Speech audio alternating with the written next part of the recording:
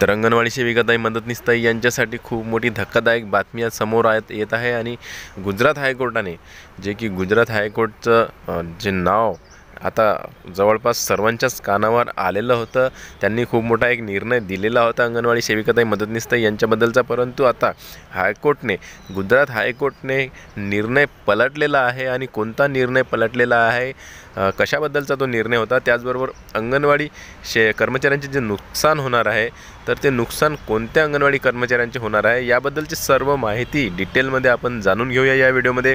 तर मी देवानंद गवंदे स्वागत करतो आपल्या लाडके यूट्यूब चॅनलमध्ये, ज्याचं नाव आहे टेक्निकल मराठाजी। या चॅनलवर जर तुम्ही नवीन असाल तर चॅनलला सबस्क्राईब करा, लाईक करा आणि शेअर करायला विसरू नका, कारण की आपण या चॅनलवर अंगणवाडी सेविकाताई मदतनीसताई यांच्याबद्दलचे अपडेटेड व्हिडिओ आणि ताज्या बातम्यांचे जे काही व्हिडिओ असतो ते व्हिडिओ आपण या चॅनलवर आणत असतो। आणि वेळोवेळी जे शासन निर्णय येत असतात, शासकीय योजनेसंबंधीचे सर्व व्हिडिओ आपल्या चॅनलवर आपल्याला मिळत असतात। तर जे घंटीचं बटन असते, जे आयकन असते, त्यावर प्रेस करा आणि ऑल ऑप्शनला सिलेक्ट करून ठेवा, म्हणजे माझे जे व्हिडिओ येतील नवनवीन ते लवकरात लवकर तुमच्यापर्यंत पोहोचतील। चला तर व्हिडिओला सुरुवात करूया।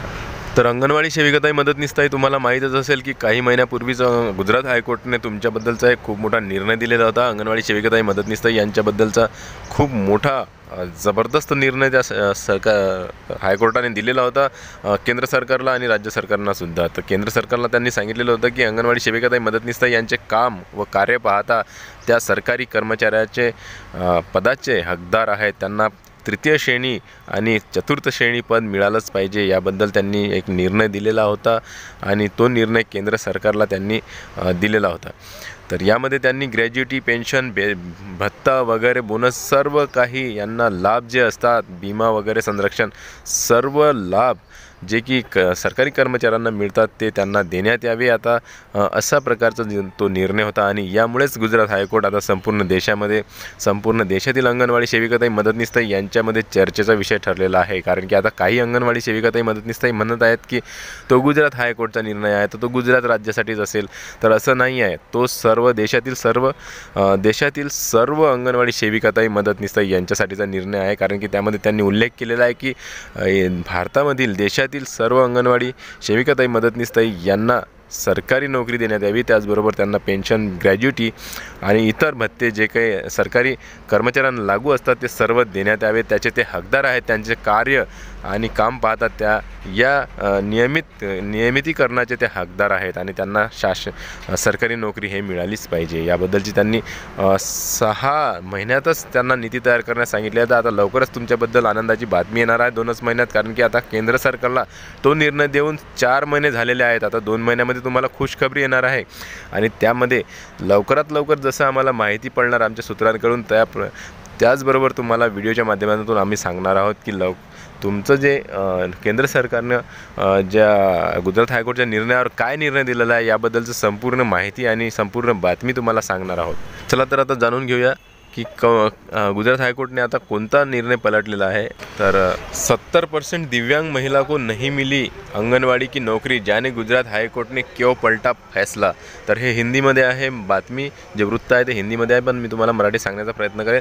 आणि गुजरात हायकोर्टने आता जो फैसला दिलेला आहे, तो निर्णय आहे तो पलटलेला आहे। आणि 70% जी दिव्यांग महिला होती, जी अंगणवाडी सेविका, पुढे आपण बघणारच आहोत, सेविका आहेत की मदतनीसताई आहेत, तर यांची जी नोकरी आहे त्यांना आता मिळाली नाही आहे। तर याबद्दलचीच हे न्यूज आहे, व्हिडिओ संपूर्ण बघा, महत्त्वपूर्ण न्यूज आहे। कारण की तुम्हाला सुद्धा आता यांनी जर अशाबद्दल निर्णय दिलेला आहे तर तुमच्यावर सुद्धा तो लागू होणार, कारण की तुमच्यामध्ये सुद्धा काही 70% दिव्यांग जे असतील मदतनीसताई किंवा इतर कर्मचारी, तर त्यांच्यासाठी हा महत्त्वाचा पूर्ण व्हिडिओ आहे, तुम्ही शेवटपर्यंत बघा।